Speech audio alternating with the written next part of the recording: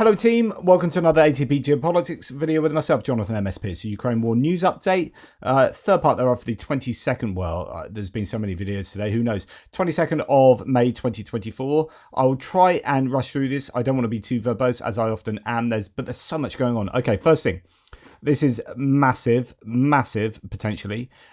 This is Speaker Mike Johnson, who is the House of Representatives majority speaker for the Republican Party in US Congress. Mr. Speaker, could I ask a quick question?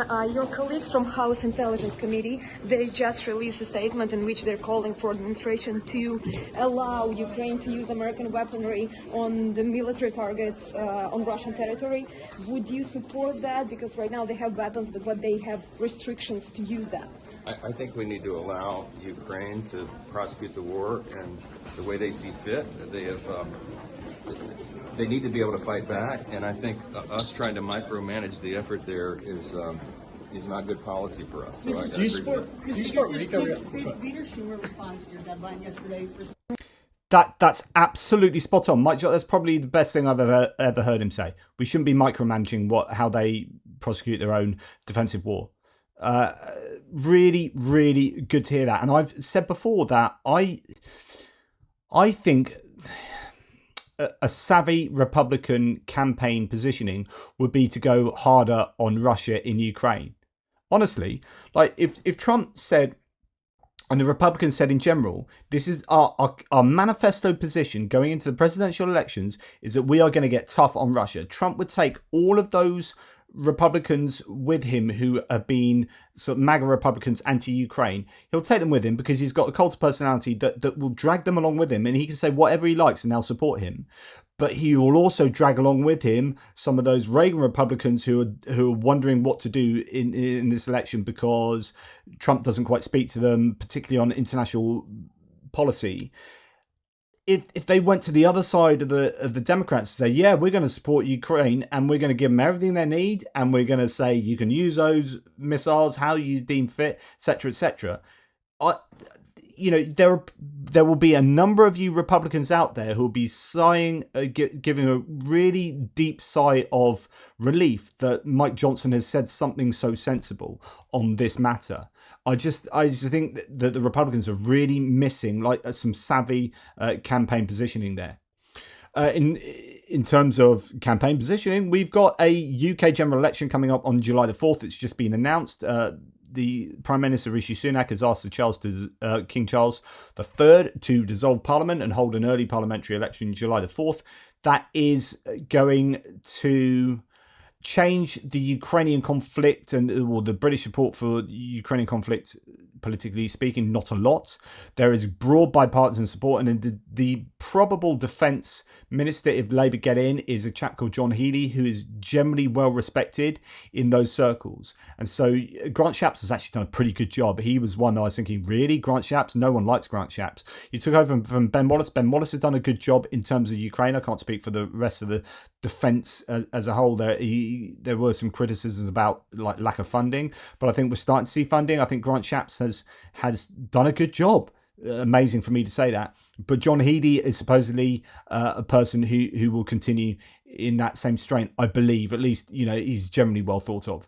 But yeah, the big news that now, this is also pretty big, German politics, but actually has a lot of connection to Russia and indeed China. So after corruption accusations, a Chinese spy and defending the Nazi organization SS, which was even for the French Front National, or National Rally actually, enough to break ties with the Putin party, AfD, pro-Putin party AfD in the European Parliament. Number one candidate at the AfD for the European election, Maximilian Krah, declares that he's leaving the board of the AfD. So the AfD is the right-wing, extreme right-wing party in Germany that is gaining a lot of support going into the European elections. However, they have been beset by all sorts of, as you've seen there, controversies involving connections to Putin, connections to China, being compromised essentially. That has led Maximilian Krah to step down from the board. He also says he will not attend any election campaigns after the AfD forbade it. So you've had France's Marine Le Pen's National Rally cutting ties with the AfD, which means it's serious. Now, this is really good news for Ukraine because AfD getting a lot of support going into the European elections will mean that the anti-Ukraine sort of pro-Putin group of politicians and parties within Europe would be growing and in power, and that is a real challenge. So for him to step down means that the AfD could be in a little bit of trouble, and that's good for Ukraine. He also he simply got too toxic, says Tendai, who's a German source, by the way. Now the AfD is in full damage control mode. The fiasco with the Front National, with Rassemblement National, actually, speaks volumes. Imagine to be too broken even for Marine Le Pen. I said it before and I say it again, the AfD party is a party of treason. They need to be renamed the AFR, Alternative for Russia. Ouch. So what's happened here? So the AfD lead candidate stepping down from the board. He's been embroiled in multiple controversies in the past few weeks.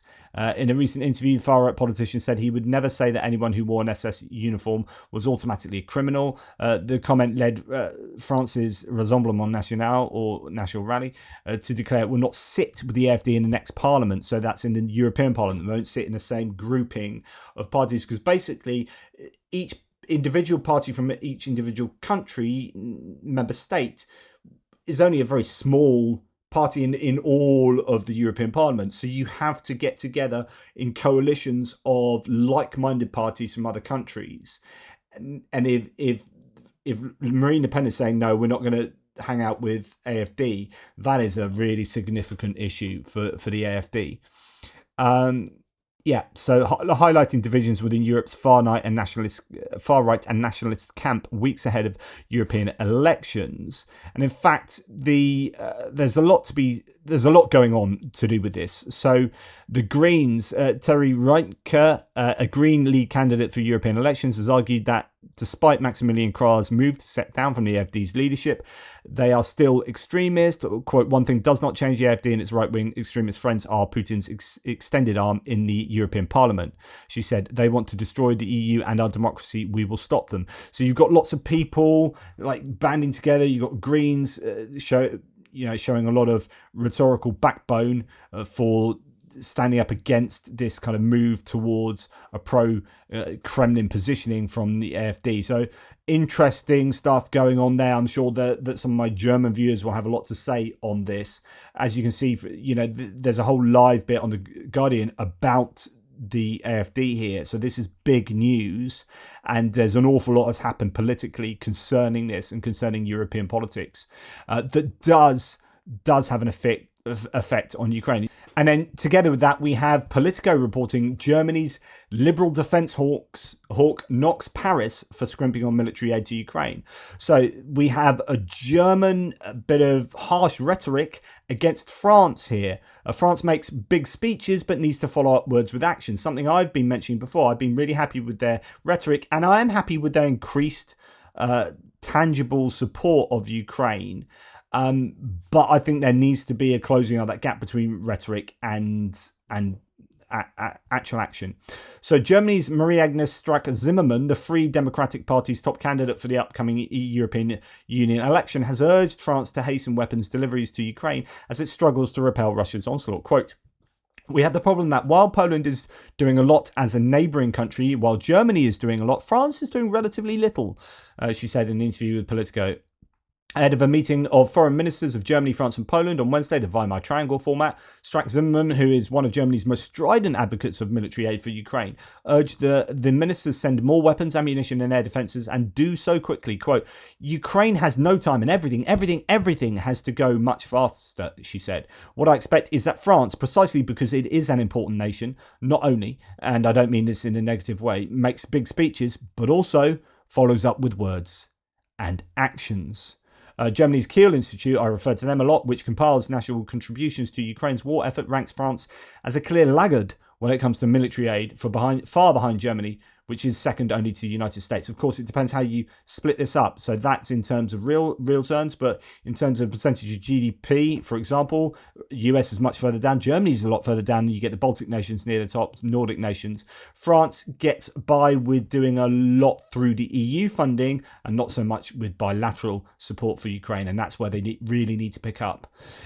In terms of disinformation, Russia is waging a shadow war on the West, and there must be a coordinated response, the Associated Press wrote on May the 22nd, citing comments from Estonian Prime Minister Kaja Kallas. Kallas is on the ball with regards to this. The Baltic nations are on the forefront of Russia's disinformation war and have been for many years. Jessica Aro's book, she's finished, but her book, Russia's Trolls, was it Putin's Trolls? Russia's Trolls, I think.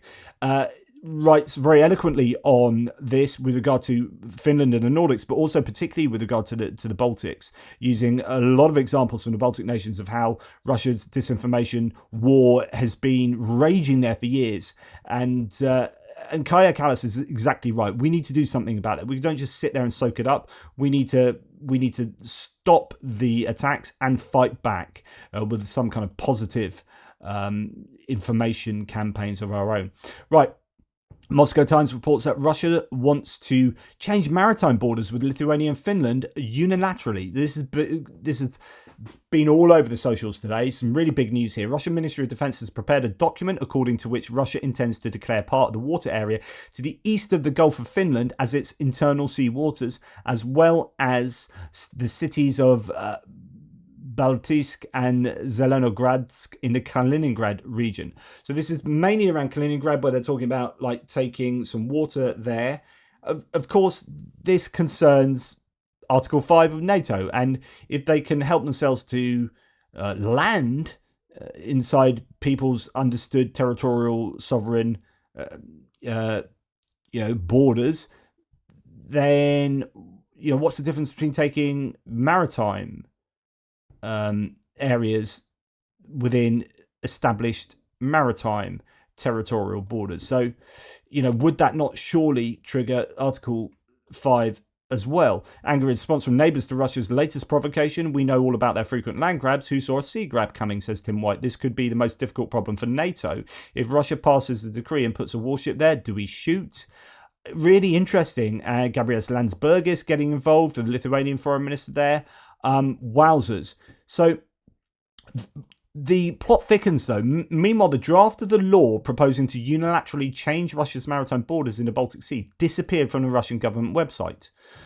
There's still an archived copy of the draft description under the same URL, though, so you can get an archived copy, which is interesting. So this appears to be like kosher. They were genuinely trying to do this, but they probably realised that it's an absolutely freaking stupid idea. The Financial Times wrote about this earlier today. Russia unsettles NATO with a plan to redraw Baltic Sea borders. Defense Ministry's proposal draws condemnation from Lithuania and Finland. Moscow sparked condemnation from NATO members after proposing to redraw borders in the Baltic Sea. The Russian Defense Ministry late on Tuesday laid out a plan to unilaterally expand the country's maritime borders with Finland, both Lithuania and Finland, both members of the military alliance. Less than 24 hours later, it did delete the proposal on the government website. Quote, another Russian hybrid operation is underway, this time attempting to spread fear, uncertainty and doubt about their intentions in the Baltic Sea. This is an obvious escalation against NATO and the EU and must be met with an appropriately firm response, said Gabrielius Landsbergis, Lithuania's foreign minister.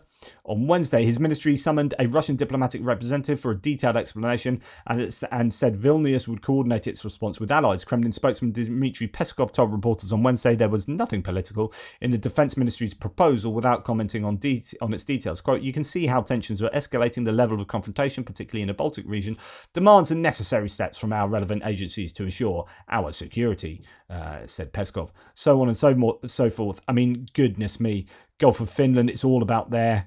The Russian Defense Ministry said the current borders in the Gulf of Finland and the Baltic Sea near the Russian exclave of Kaliningrad, which borders Lithuania, quote, do not fully correspond to the current geographical situation. Lithuania's foreign ministry said it was a deliberate, targeted, escalating provocation aimed at intimidating neighbouring countries and their societies. Finnish President Alexander Stubb said Russia has not been in contact with Finland on the matter. Finland acts as always calmly and based on facts. His foreign minister said, sowing confusion is a part of hybrid influencing. Finland won't be confused. And I wonder whether this is just like they weren't ever really planning on doing it, just throwing it out there, getting people riled, seeing how it lands, and then taking it off the government website. Sweden has strengthened the defence of Gotland Island in the Baltic Sea for fear that Russia intends to establish control over it. This was announced by the Commander-in-Chief of the Swedish Armed Forces, Buden. Sweden will also allocate about $7 billion, as we heard earlier, for a 3-year military support for Ukraine, which is absolutely fantastic. Ukraine and Sweden have begun negotiations on a security agreement, according to the presidential administration. Quote, we are looking forward to further deepening bilateral security cooperation with Sweden in all strategic areas, which will be reflected in our bilateral statement, said the representative of the presidential administration. And then Scholz has criticised a plan for a no-fly zone in Western Ukraine, something that's been touted. These kind of conversations, I think, are always ongoing, but he's not a fan of it. The Chancellor of Germany called this plan dangerous talk of warmongers. It could turn Germany into a party of war and lead Putin to unpredictable reactions. Yeah, he's not a fan of a no-fly zone. I think a no-fly zone is pretty reasonable, actually, over Western Ukraine. The Russian state television network Rossiya 24 posted episodes of a purported news show with US far-right political commentator and conspiracy theorist Tucker Carlson on May the 21st. I reported this, or at least I didn't report this. No, I didn't. And then I took it out of my video yesterday. So I reported on this and took it out because he had actually denied that had happened. So it looks like Russia has taken his show, translated it and put it on their channel, but his team has said that they had nothing to do with it. So I don't know whether that is a copyright infringement or whether they did that with tacit acceptance from Tucker Carlson's team. What this should tell you is that Tucker Carlson is just their guy. If they're going to put his show on their TV network, then Tucker Carlson is a useful idiot, is effectively, wittingly or not, an agent of the Russian Federation. Now, what happens with regard to that programming, I don't know. Whether he'll get them to take it down or whether he's like, yeah, you can share that because, hey, me and Russia, we're best mates. Okay. There are so many conspiracy theories going on concerning the helicopter crash of the Iranian president. Take everything with a pinch of salt concerning that. Lots to do with Israel and transponders and the US and the CIA and all these. A lot of these are Russian disinformation nuggets thrown out there. Just bits of crap to see what sticks to the wall. But this is interesting if it's true. Mysterious Russian on the crashed helicopter of the Iranian president. On the afternoon of May the 19th, contact was lost with the Bell 214 helicopter carrying Iranian President Ibrahim Raisi after long hours of a rescue operation in which Russia unexpectedly volunteered to participate. So this is true. Russia very quickly said, we'll give you loads of stuff and we'll help you to locate the helicopter. The helicopter was found crashing near the village of Uzi and all its passengers were killed. But in this story, not everything turned out to be as simple as at first glance. The fact is that on board the helicopter, in addition to representatives of Iran, there was another foreigner who almost no one mentions, citizen of the Russian Federation, a certain Khrushchev. Only some Iranian media reported about the 9th dead passenger on the presidential Bell 214, after which they completely forgot about him, as well as several foreign ones, in particular the Georgian online publication Business Media and the Indian Lokmat Times. In turn, not a single Russian media outlet reported about Russians on board an Iranian helicopter stranded in the province of East Azerbaijan. It is noteworthy that after the disaster in Russia, there was a more significant recovery. The Iranian ambassador in Moscow told IRNA that Putin held a meeting with him late in the evening on May the 19th, after which was attended by Defense Minister Andrei Belousov, Security Council Secretary Sergei Shoigu, head of the Russian General Staff Valery Gerasimov, Presidential Advisor Igor Levitsin, head of the Ministry of Emergency Situations Alexander Kurenkov, and one of the high-ranking FSB officials whose name the ambassador did not mention. So why was all of those people meeting concerning, it appears, this helicopter crash? And this whole crowd was gathered only to express concern about the fate of Raisi and offer to help in the search?